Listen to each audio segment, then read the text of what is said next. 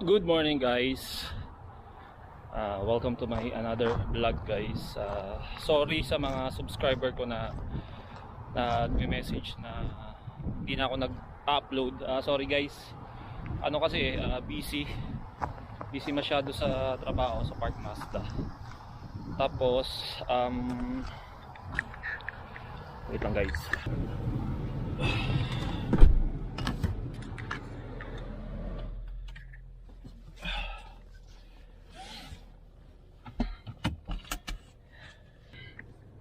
Yun nga guys, sa mga subscriber ko na nagme-message sa akin na loads, upload ko naman, wala nang upload. Sorry sa inyo guys. Sa totoo lang, maliban sa busy sa trabaho, tapos pag weekend may laro na ulit ako. Nalulungkot din kasi ako guys sa nangyari dito sa Canada, especially dito sa Edmonton.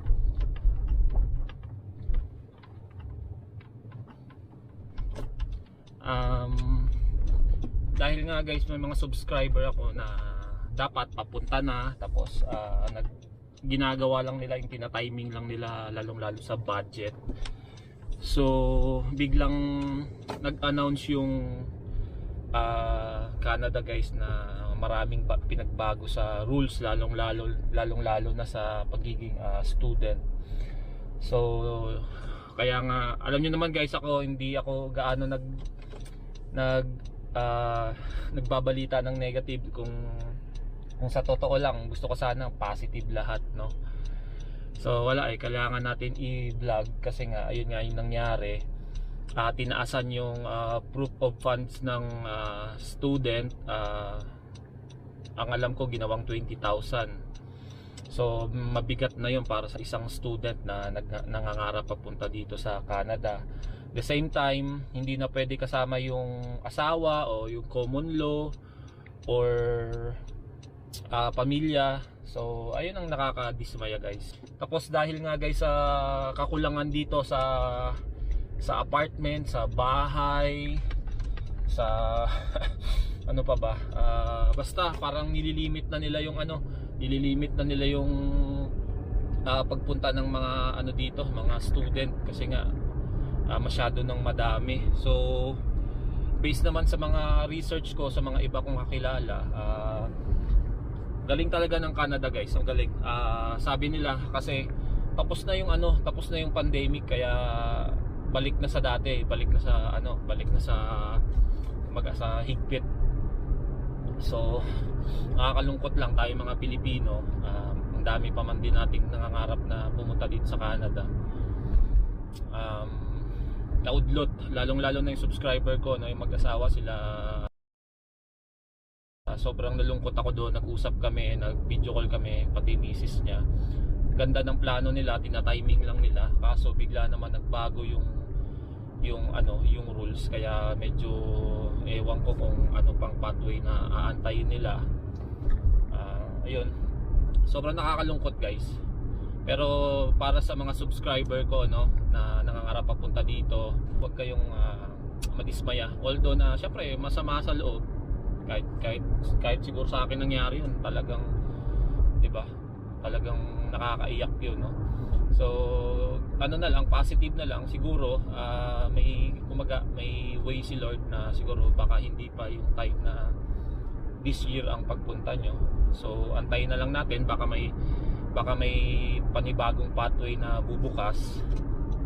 So malalaman natin yun. Sana yun nga, ayoko sana mag-vlog guys ng negative. Ayoko sana, alam niyo naman ako, gusto ko sana positive kahit na anong negative ditong mayroon guys sa Canada, no? O mga problema dito sa Canada na negative. So pinagliliban ko muna kasi nga syempre ayoko naman mag-vlog ng negative talaga, na alam niyo yun, yung parang tatamaan yung mga plan nyo papunta dito sa Canada, kasi mahirap yun. Mamaya dahil dun sa mga sinabi ko, hindi kayo magdadalawang isip kayo na pumunta dito, no? So ayoko naman ng ganon. Although na syempre iba pa rin ang Pilipinas, guys. Real talk lang tayo. So iba pa rin yung Pilipinas, guys. Pero dito kasi kung mataas ang pangarap mo talaga, dito makukuha mo. Basta may trabaho ka lang, masipag ka lang. So ayun guys, nag-vlog din kasi ako, guys. Papunta na naman ako ngayon sa Calgary, no? May ihahatid akong sasakyan. Tapos walang trade-in yon. So sila naganap ng chaser ko. Ibig sabihin ng chaser, guys, yung magiging kasama ko, yung magbubuntot sa akin. Kumbaga, hindi naman magbubuntot, depende kasi sino mauna sa amin. Siya ang sasakyan ko pa uwi kasi nga wala akong trade-in. So pero sila ang kumuha eh. Kung hindi sila, kung ako ang pinakuha nila, malamang si Dudes ang makukuha ko. So sila ang kumuha, puti daw yun, hindi ko naman kakilala. Kaya ayun, napablog ako ngayon. Sana guys, pray lang tayo, lalong lalo na sa mga sa mga subscriber ko na papunta dito, nagbabalik papunta dito, at saka sa pag napadaan sa channel ko, no, yung mga nakapag click ng video ko na about sa Canada. Huwag lang kayo mawala ng pag-asa. Darating din siguro yung time. Tsaka may narinig pa nga ako, guys, na na bagong news sa Canada, no. Yung 1 year na pag-aaral, tapos bibigyan ka ng 3 years, another 3 years after ng graduation, ng graduate mo pag masteral ka ata, something like that. Ako kasi hindi ko gaano pinapakinggan yung mga news na ganon. Kumbaga, hindi ko naman totally na katulad ng ibang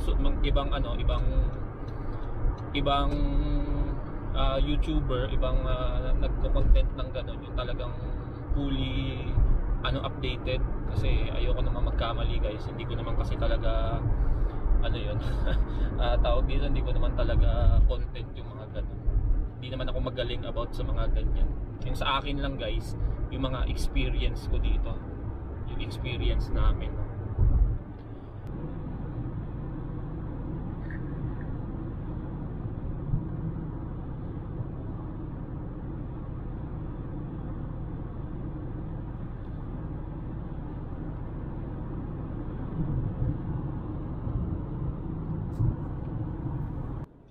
Nandito na tayo, guys, sa Park Mazda.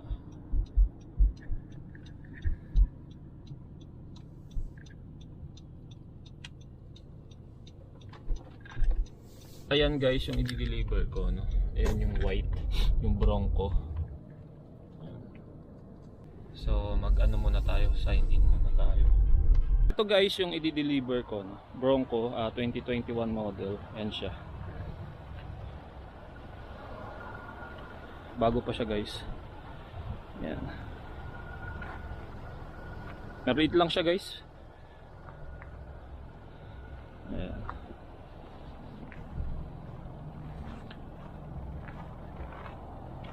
Pakita ko sa inyo yung loob. Na-ready ko na rin yung mga baon ko, guys. Stig yung guys, Nobela. Bali 5-seater siya, parang CRV din.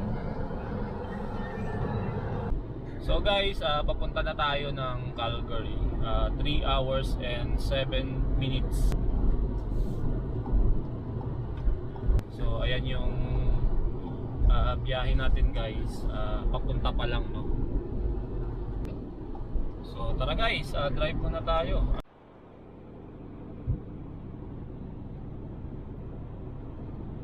Ayan, guys, 2 hours and 10 minutes na lang tayo. Nasa Calgary na tayo. So makulimlim dito, guys. May konting snow. So ayos din tong Bronco, guys. Ayos din. Ganda rin ang mga pictures niya, no? So as usual, naka cruise control tayo. Ayan. Muntik na maging Ferrari to, guys, Masubsob yung kabayo, no? So, balik tayo guys sa topic natin habang nagda-drive tayo, about dun sa pinag-uusapan natin na nangyari dito sa mga rules ng Canada. So sana guys, dumating yung time na maibalik sa dati or gumawa sila ng pathway na yung ano naman, yung talagang abot kaya ng mga nangangarap na mga tulad nating mga Pilipino na makapunta dito sa Canada. Kasi guys, yung ginawa nila parang imposible na yung mga tipong pang mayayaman na talaga, na yung tipong kayang lumipat na ura-urada dito sa ibang bansa, no? Or dito sa Canada. So yung ginawa kasi nila medyo mabigat na sobrang bigat na talaga para sa sa student, lalong-lalo na yung pagbabayad sa tawag dito sa kailangan ng proof of funds na kailangan mong ipakita. So at the same time, mahirap yun guys para sa student pag mag-isa lang pupunta dito. Paano mo susuportahan yung pag-aaral mo kung kung tawag dito, kung mag-isa ka lang. Mahirap ipagsabay guys yung trabaho tsaka yung pag-aaral. Mahirap lalong-lalo dito sa Canada. Tapos pag-rent ka pa, di ba? Lalong-lalo na pag winter time guys, mahirap. Hindi biro. Kaya yun nga sinasabi ko sa inyo, yung mga nangangarap na pumunta dito, tsaka yung mga napadaan sa channel ko na may plano ng pumunta dito sa Canada, o lalong-lalo dito sa Edmonton, sinasabi ko sa inyo lagi na kung gaano kadami yung dala nyo pera, mas damihan nyo yung dala yung lakas ng loob. Yun. Kasi pag mahinang loob mo guys,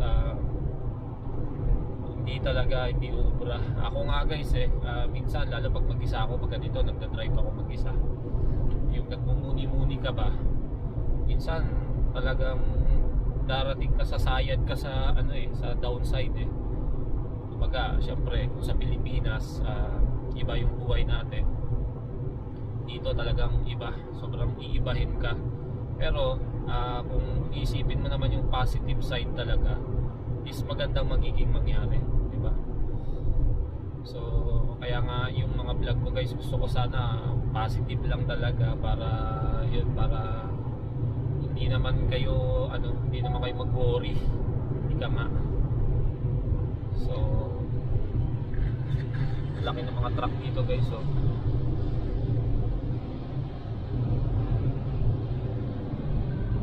ganyan guys, ganyan yung trabaho ko, no? Kasabayan ko lagi mga malalaking truck. Ayan. So hindi magandang panahon dito sa malapit na to sa Red Deer, nakikita nyo.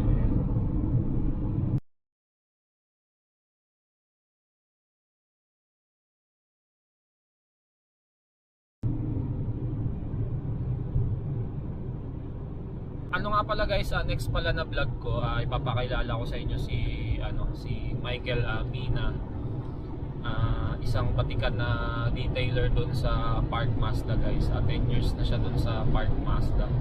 So nag-iisa siyang Pinoy doon. Ayun, ipapakilala ko siya sa inyo guys sa next vlog ko. Tsaka makakatulong din yun guys, lalong-lalo na dito sa mga taga Edmonton lang, no? Lalong-lalo na yung mga hindi nag-i-start yung sasakyan, kailangan i-boost. Meron siyang negosyo na gano'n na tatakbuhin niya tapos i-boost niya. So ipapakilala ko siya sa inyo, si Mike Mina muna, kasi naging kaibigan ko na si Mike Mina doon sa Park Mazda. Madalas sabay kami kumakain, tinatawag ko siya, doon siya kumakain sa table ko, no? So ipapakilala ko siya sa inyo.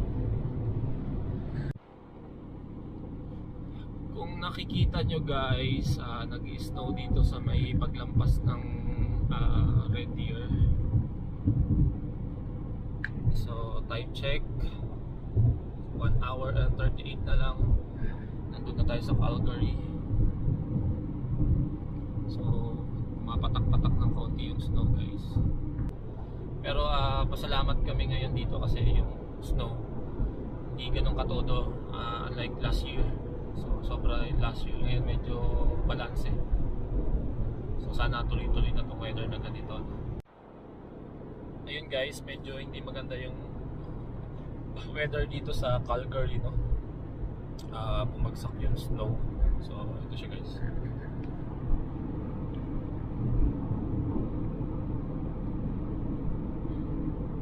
Yan. Lapit na tayo guys, nasa 40 minutes na lang.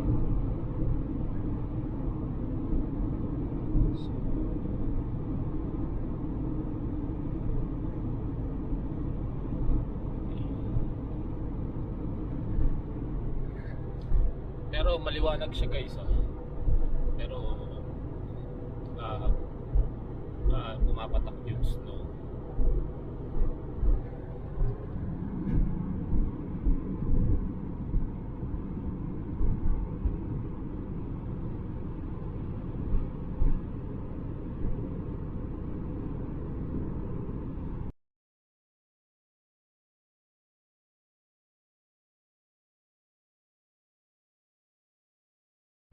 It's just a bit.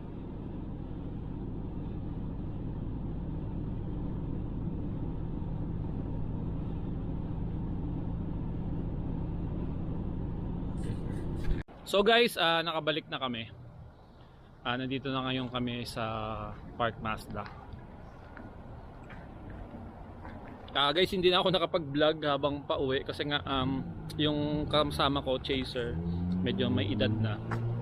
Tsaka retired retired military pa dito sa Canada, no? So daming kwentuhan, nagkukwento siya. So naubusan nga ako ng dugo guys, nakita nyo pumeta ko, di ba? Naubusan ako ng dugo kaka-English. So yun yung ano ko guys, yun yung gamit naming service pa pabalik, yung Ford. Ang dumi ka agad, oh. Yan.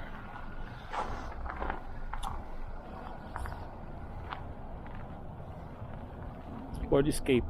Yan. So, ayun guys, ilang oras na lang ba? 40 minutes na lang din, out ko na. Pauwi na rin ako, no? So, paano? Hanggang dito na lang yung vlog ko. At saka sa mga subscriber ko dyan na nangangarap pa rin na pumunta dito sa Canada, no? So, antay-antay lang tayo, baka may mga bagong pathway naman na darating, di ba?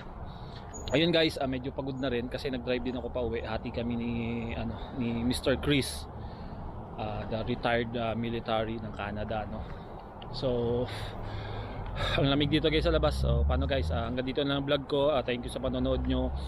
At sana sa mga napadaan sa channel ko, mag-subscribe kayo, no? So see you sa next vlog ko guys. Salamat. Ingat kayo dyan. Bye bye. Peace.